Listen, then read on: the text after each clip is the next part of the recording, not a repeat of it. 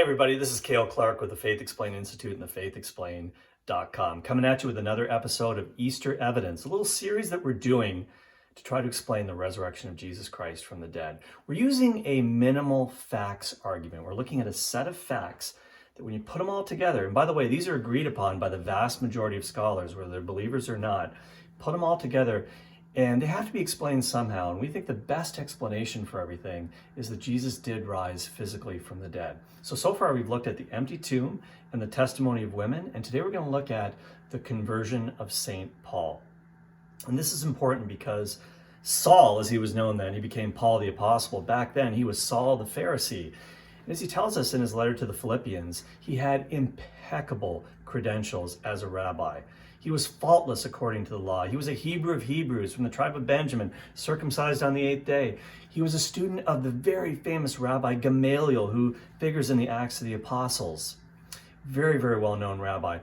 And he was obviously an enemy of the early Christian movement. He was an accomplice to murder. He held the jackets of the guys who were stoning the first Christian martyr to death, St. Stephen. So what changed?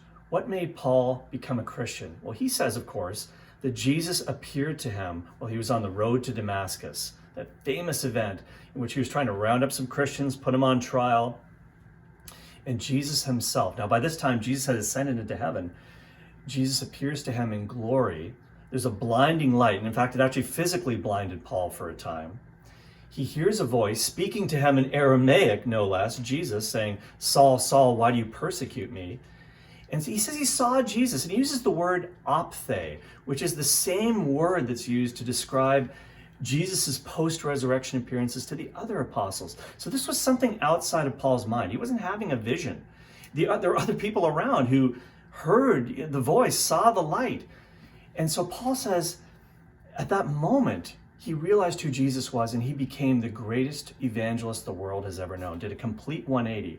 So this is really, really important because he wasn't just a skeptic, he was a hostile witness towards the Christian movement. Something has to explain his conversion, which no legitimate historian or scholar that I know of denies, the historical reality of the conversion of Paul. Something's got to explain that. And I think the best explanation for that, along with all of these other facts, is that Jesus physically rose from the dead and appeared to Paul.